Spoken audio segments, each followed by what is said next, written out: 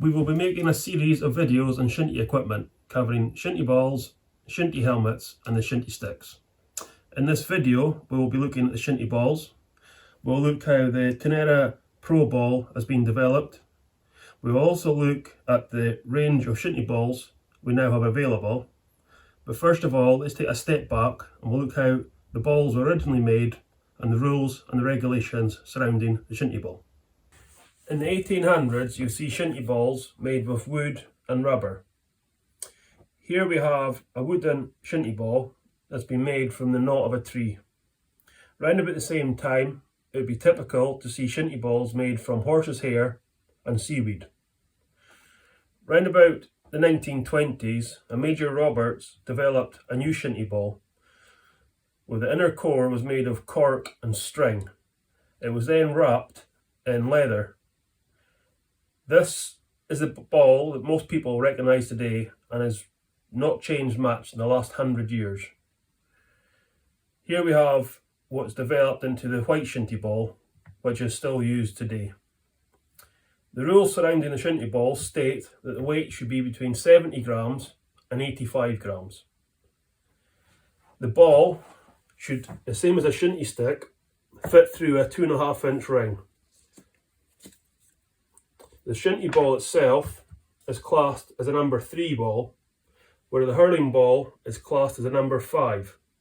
The ball that's used for the Shinty Hurling Internationals is a number 4 ball.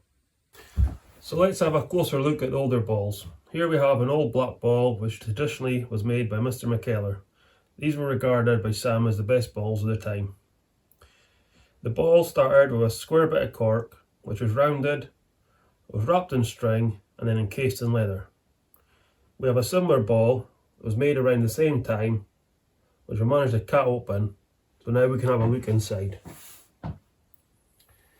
So here we can see the cork, it's been rounded, it's been wrapped in string, and it's been encased in the leather. The production of these balls stopped around about the 1980s, and production in Scotland stopped. And although great efforts were made by many to keep up the standard of the ball, it's slowly been in decline ever since. With Shinty balls now getting made overseas and the quality now in decline, clubs were reporting that the balls were getting too heavy and they were going out of shape quickly. So around about 2015 I started to conduct some studies on the Shinty balls, simply by weighing them and then cutting them open, and started taking notes of what I was finding. We talked about the weight of the ball should be between 70 and 85 grams. Most of the balls I weighed were round about the high mark, about 83 grams, 82 grams. So any water the balls took on, the ball was going over the required weight limit. One ball I submerged in water for 12 hours took up to 20 grams of water on. So it became clear to me that the balls were no longer getting made with leather, but a synthetic material.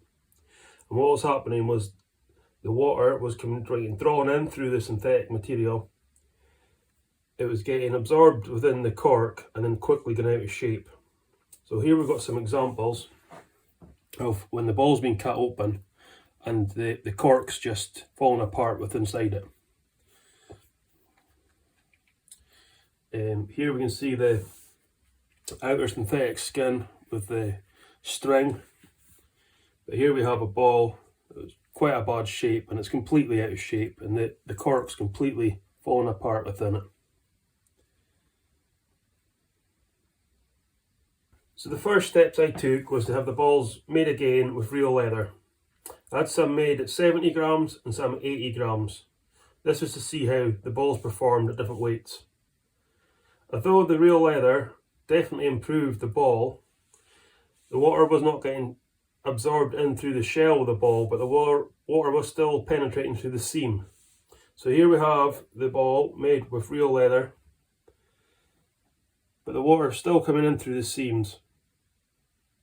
Not as much as before, but still coming in through. This led us to the next step, which was to get the ball made in the same way, but this time, before we wrapped the ball in leather, the string was to be dipped in glue to give it a waterproof bond and stop any water then penetrating in through the ball. So it's almost like a rubber on the outside. So the cork on the inside with a string, and then we've got the glue dipped there, which gives a rubber outer core. The glue dip ball was a definite success, but not wanting to stop there, we decided to take things a little further. In doing so, we created a new inner core, which is completely made of rubber. The inner core will never go out of shape, and it will never take on water. So now we have it, a ball that's fit for purpose, won't take on any water, and will last more than a full game of shinty. Our match balls have a tolerance of 2 grams, not the 15 grams that's stated in the bylaws, which I think is probably too vague, to be honest. So buying one of our match balls, there will be a tolerance of 2 grams, so you know fine. If the ball goes out of play, you get another ball back in, it's going to be the same ball you're hitting each time. So studies conducted through the development of this ball led me to a study on tennis balls. A study David Attenborough was actually involved in, and up to early 1970s, tennis balls were black or white. But with the introduction of colour TV, the balls changed to an optic yellow.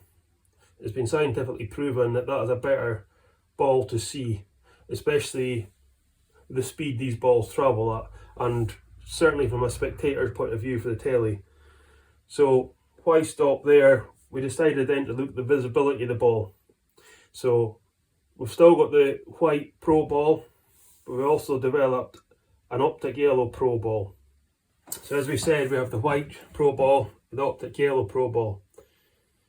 The problem with this is that shinty's played in all seasons, and I found with playing with this ball was particularly in autumn time, or depending on the change of the season, the ball could get mixed up in the grass.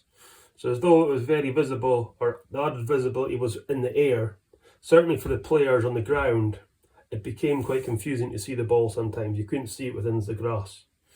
So the idea was to add a contrasting colour, which is the orange. That's more for the players, so on the ground, so you get the benefit of the optic yellow for the trucking the ball in the air, and then you got the orange from the ground. And then what we did then was a combination of the balls. So the 2 balls got joined together, so it was the optic yellow plus the orange dots. And these were trialled for a number of years.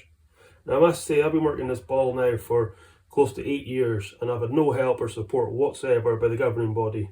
So all the research and all the work I've done in this ball has all been carried out by myself. So going back to the tests within this ball was found to be very good in dark nights, particularly in AstroTurf, where the lights may be not as good.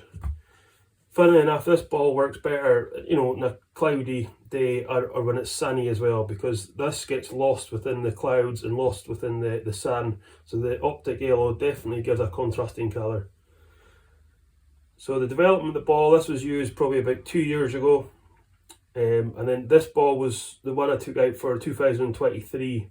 I thought the dots was maybe a bit confusing, so what I tried to do is make it a bit more solid. So it was the solid orange dots within the optic yellow as well. I'm proud to now show you the new ball that's been developed and designed for the 2024 shinty season. We have the white ball as standard, and now we have the high visibility ball. It's got the optic yellow for the air, and it's got the orange for the play on the ground. This colour scheme and this ball is very unique to ourselves. It's also worth mentioning, because the inner core is so robust and won't go out of shape, the ball can get reused and recycled. So if the outer core becomes tarnished or wears away or becomes worn, we can supply outer cores which can then be sewn back onto the ball.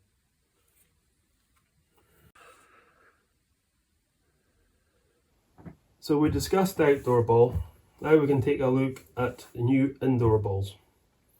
So I was able to take what I'd learnt with the development of the Pro Shinty ball and adapt them to developing 2 new indoor balls. Before we discuss the new indoor balls, we'll have a look at the ball that's previously available. This is the first Shinty ball. It was about 55 grams in weight, so a lot lighter than a Shinty ball. It's non-spherical, quite often bursts, so not very durable, meaning it goes out of shape quickly. This ball, when passed about the hall, is not very true and not very straight, so it's very hard for kids to make passes accurately. To think that this is the ball that we are using for the development of our future stars, I think we're giving a disservice to them. I strongly believe that in order to develop kids Shinty, we need to give them the right tools to work with. So here we have the development of the play Shinty ball.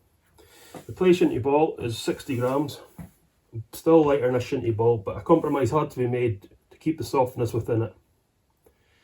This ball can be used indoor and out, and I feel is good for up to primary 4.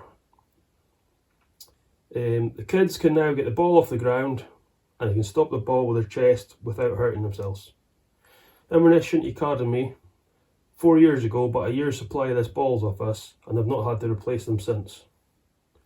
So further development from this ball, we managed to develop this indoor ball, which is a seamless ball. It's soft to touch as well.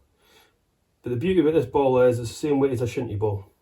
I felt there was a gap between primary 4 and under 14s, where our kids have nothing to train with indoor.